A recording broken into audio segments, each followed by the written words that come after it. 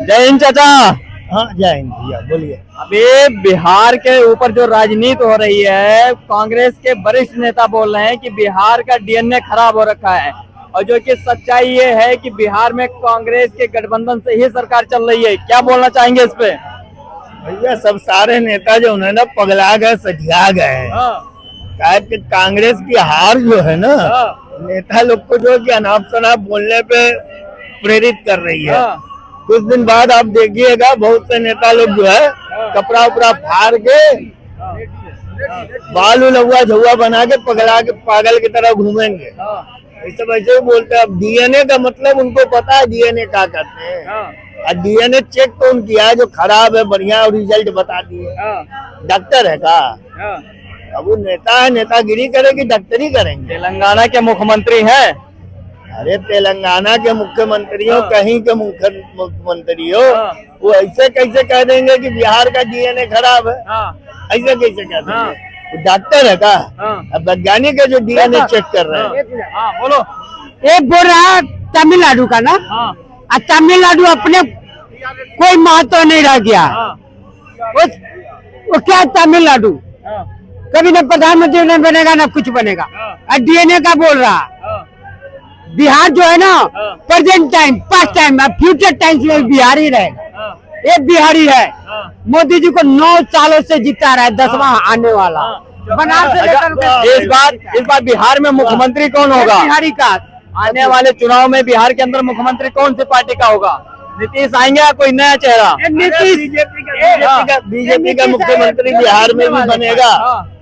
BJP का ही मुख्यमंत्री बनेगा, और बिहार में बीजेपी जो है ना पूर्ण बहुमत से सरकार बनेगा। अगर बीजेपी का वहाँ पर सरकार बनेगा, मुद्दा क्या होगा भाजपा का जीतने का? ये जातीय जनगणना करा रहा है नीतीश कुमार। जातीय जनगणना से हम लोग को बिहारियों को हजारों टुकड़ा में डालना चाहता है। मैं भी बिहारी हूँ, करोड़ों पर भारतीय जनता पार्टी के पास मुद्दे की कमी नहीं है। भारतीय जनता पार्टी के पास पिटारे में इतने मुद्दे हैं ना, तो जैसे ही उछलेगी ना जनता उन्हीं मुद्दों को जो है कि लपकेगी, कहे कि भैया बीजेपी के अलावा किसी को वोट मत दो।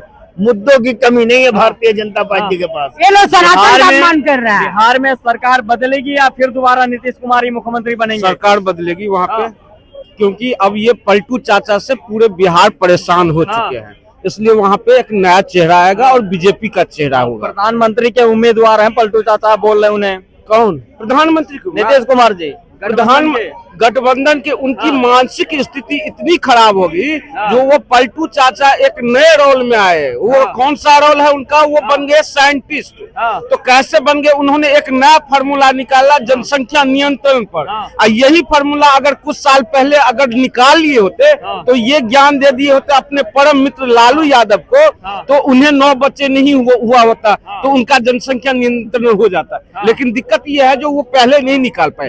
दूसरी बात मैं ये कहना चाहूंगा, जो अभी जो जिस तरह की रिजल्ट के बाद जो 5 राज्य में रिजल्ट आया, उसके बाद देख लीजिए जिस तरह की रोने लगते हैं ये लोग ईवीएम पे। तो मैं कहना चाहता हूं जो इन विपक्षी पार्टी को अभी भी वक्त है, सुधरना चाहो तो सुधर जाओ, नहीं सुधर पाओगे तो बर्बाद हो जाओगे, नष्ट नाबूद हो जाओगे। इसलिए उनको सजेशन देना चाहता हूं, असफलता एक चुनौती है, उसे स्वीकार करो, क्या कमी रह गई देखो और सुधार करो। लेकिन दिक्कत यह है ये लोग सुधरने का नाम नहीं ले रहे। चुनाव के समय में ये लोग सनातन का विरोध करते हैं और रिजल्ट आने के बाद ईवीएम का रोने लगते हैं। ये 2 मुद्दा इनको छोड़ देना चाहिए, अभी भी वक्त है। और इस चीज को लिए इन्होंने, कि आपने देखा होगा जो क्या कहते हैं ये आचार्य प्रमोद कृष्णन, उन्होंने भी उस रोज स्टेटमेंट दिया था जो आज जो रिजल्ट आया है कांग्रेस पार्टी को ये सनातन विरोधी ही ले डूबा है ना। तो उन्होंने भी वहां पे कांग्रेस पार्टी में रहते हुए भी उन्होंने भी ये स्वीकार किया जो कांग्रेस पार्टी सनातन विरोधी होती जा रही है। इसलिए जो ये ईवीएम का रोना रोते हैं, उसके लिए मैं एक चीज कहना चाहूंगा। एक विद्यार्थी था, उस विद्यार्थी को केवल एक लेख याद था गाय पे, गाय पे केवल लेख याद था, दूसरा कोई लेख याद नहीं था। लेकिन जब एग्जाम हुआ तो उस एग्जाम में पूछ दिया ताजमहल पे लेख लिखो। अब करे तो करे क्या, कोई मुद्दा है नहीं, परेशान, मुझे ताजमहल पे कुछ पता नहीं है।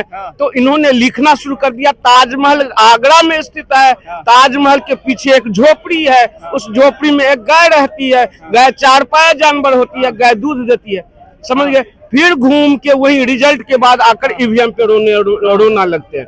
तो इसलिए ये इन लोगों की एकदम बिल्कुल, ये समझ लीजिए। एक आपने बोला कि कांग्रेस जो सनातन विरोधी है, राहुल गांधी जी भगवा पहनते हैं, मंदिर में जाते हैं दर्शन करने, बोलते हैं हम भी हिंदू हैं। वोट के समय में एक बहुरूपिया रूप धारण करता है कांग्रेस पार्टी, राहुल गांधी। और राहुल गांधी बोलता है कश्मीरी ब्राह्मण, वो कैसा कश्मीरी ब्राह्मण है ये भी तो बताए। तभी तो बोल रहे हैं, आधा कश्मीरियों को मार दिया, आधा कश्मीरियों को भगा दिया, और कश्मीरियों को मुसलमान बना दिया, वो कैसे कश्मीरी ब्राह्मण है ये भी तो बताइए। फर्जी देश में प्रधानमंत्री बना, पहले 1947 में देश आजाद हुआ तो यहाँ क्या बनाया, बाबर रोड बनाया, अकबर रोड बनाया, हुमायूं रोड बनाया, कौन बनाया ये भी तो मीडिया वाले सर्वे करके दिखाए। हाँ, हिंदू राष्ट्र बनाते, Babar road, Akbar road, Humayun road बनाने का क्या जरूरत था, कौन फर्जी प्रधानमंत्री था, ये मीडिया वाले हमको सर्वे करके दिखाए, ये क्यों बना। क्या कहना चाहेंगे सर?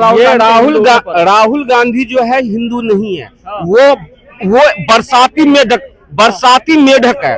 जब बारिश की मौसम आती है ना तो एक मेढक निकल कर आता है टर करने के लिए, वैसे ही इनका है।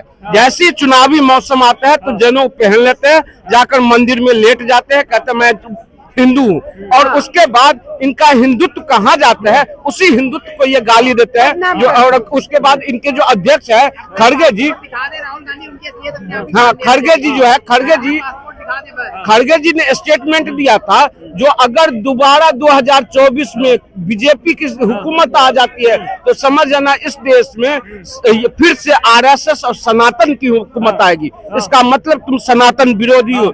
दूसरा, उन्होंने एक जनसभा में उनको जब तिलक किया गया तो टिश्यू पेपर मंगवा कर पोंछ लेते हैं। तो सनातन विरोधी है ये लोग, और सनातन का ये दिक्कत यह है, मोदी का विरोध करते करते ये लोग इतने सनातन का विरोध करने लगते हैं, जो इनका जो है यही चीज इनको नष्ट नाबूद कर देगा। पहले का समय होता था जो लोगों को इतनी डिटेल्स में कुछ घटना के बारे में पता नहीं होता था। 9:15 का समाचार आया करता था, हम लोग सुनते थे, ये आकाशवाणी है, अब हरी संधू से समाचार सुनिए, वो वक्त खत्म हो चुका है। अब लंदन में अभी तुम स्टेटमेंट दो, 10 सेकंड के बाद यहाँ पे हमारे मोबाइल में पूरे दुनिया में खबर फैल जाएगी। इसलिए वक्त है, सुधर जाओ। नहीं सुधर पाओगे तो ये देश की जनता अब समझदार हो चुके हैं, जागरूक हो चुके हैं, बर्बाद कर देंगे।